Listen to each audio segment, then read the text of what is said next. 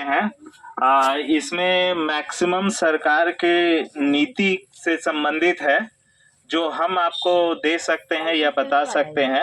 यदि किन्हीं का पेंशन रुका हुआ है, पहले मिलता था रुका हुआ है, तो उनका आयु संबंधी आधार को लेकर के ही कोई प्रॉब्लम रहा होगा, फिर भी आप आरटीपीएस पर अमरिंदर है उसके यहाँ वेरीफाई करा लीजिए कि आपका किस वजह से रुका हुआ है, तभी हम उसका समाधान निकाल सकते हैं। जैसे आप लोगों ने पहले उम्र कर लिया कि 60 साल से अधिक है, और जब आधार बनवाए तो उसमें 60 साल से कम हो रहा है, तो ऑटोमेटिक चूंकि अब डीबीटीएल है, कंप्यूटर बेस्ड है, तो वो कंप्यूटर पढ़ लेता है कि आपका उम्र इतना ही हुआ, तो उस आधार पे आपका रोक देता है। दूसरा रुकता है यदि आप अपना जो बायोमेट्रिक लिंकेज कराते हैं, यानी कि आप जिंदा होने का प्रमाण देते हैं, जीवन प्रमाणीकरण कराते हैं वसुधा केंद्र पर, तो वो नहीं कराए होंगे, इसलिए नहीं हुआ होगा। कई ऐसे लोग हैं जिनका आधार नहीं बन पा रहा है और उनका हाथ का अंगूठा का काम नहीं कर रहा है, इस वजह से तो वो अपना जीवन प्रमाणीकरण नहीं करा पा रहे हैं। वैसे यदि कोई लोग हैं, 2-4 वैसे लोग हैं, तो उनका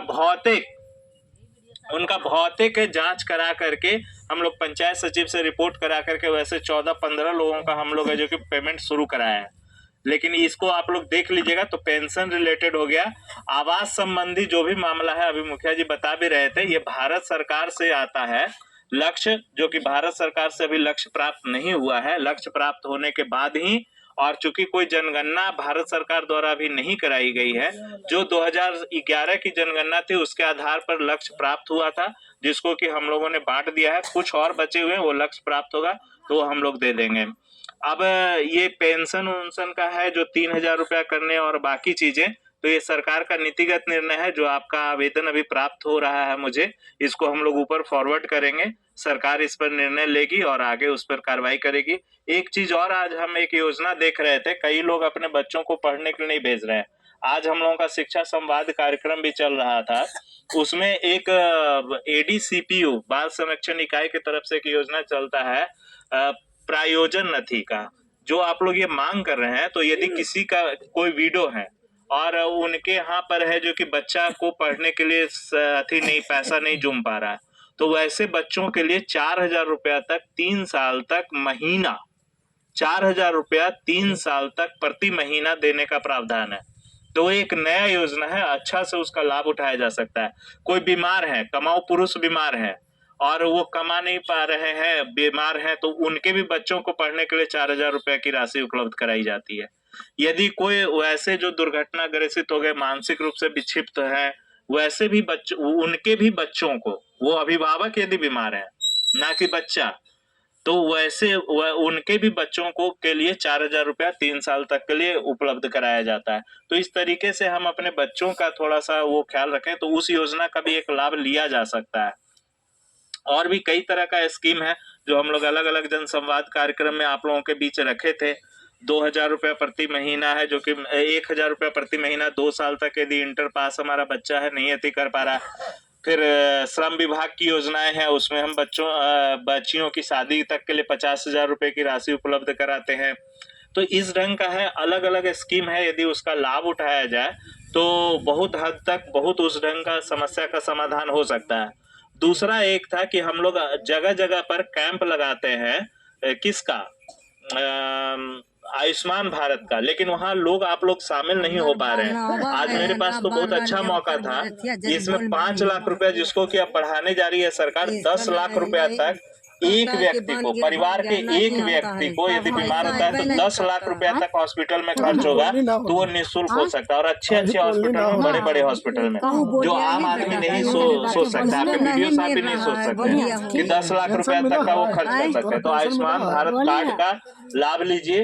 इसके अलावा एक और योजना है जिसमें कि यदि इससे आच्छादित नहीं हो पाते तो निराश होने की आवश्यकता नहीं है। 5 लाख रुपए तक मुख्यमंत्री चिकित्सा योजना के तहत भी लाभ मिलता है। यदि आप गंभीर रूप से बीमार है तो वैसे लोग जाकर के सिविल सर्जन के यहाँ आवेदन देंगे, वो संबंधित है जो कि एक आपका रिपोर्ट लगा करके संबंधित मुख्यमंत्री चिकित्सा योजना के तहत संबंधित हॉस्पिटल को वो राशि उपलब्ध कराएगी और आपका मुफ्त इलाज हो सकेगा। तो कुछ ऐसा इस ढंग का स्कीम्स है। ठीक है, कुछ कमियां हैं जो कि शायद आप लोग जो गिना रहे हैं, बढ़ना चाहिए, ये आपके नेताजी का मांग है।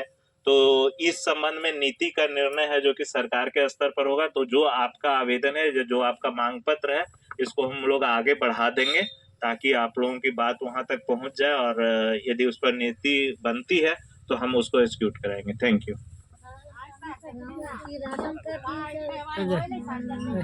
वो कहे कि अमरिंदर जी देखेंगे, बात होगी, बुलाएंगे उनको भी। ये जा रहे थे जल्दी में, वह इसके लिहाज से बात हुई। तो आपके बीच में वीडियो साहब ने बात को रखे। हम लोग आए हैं जिस मुद्दा को लेकर के आए हैं, सही मायने में कहे थे हम लोग, गांव में यही बात बोले थे कि 400 रुपया वीडियो साहब के पामर नहीं है बढ़ाने का। वह आपकी लड़ाई का देन है।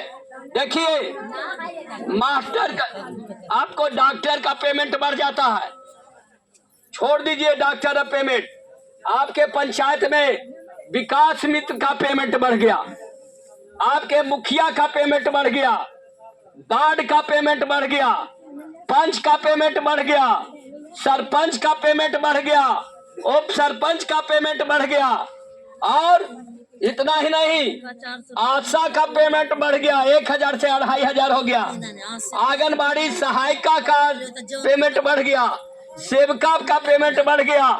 लेकिन वृद्ध लोगों को आपके वोट पर जो राज करता है, मुखिया बनता है, पंचायत समिति बनता है, जिला पार्षद बनता है, वार्ड बनता है, पंच बनता है और सरपंच बनता है, लेकिन आपकी आवाज को उठाता है, आपके कहने जाता है कि हाँ हमारे पास में एक सवाल है। क्यों?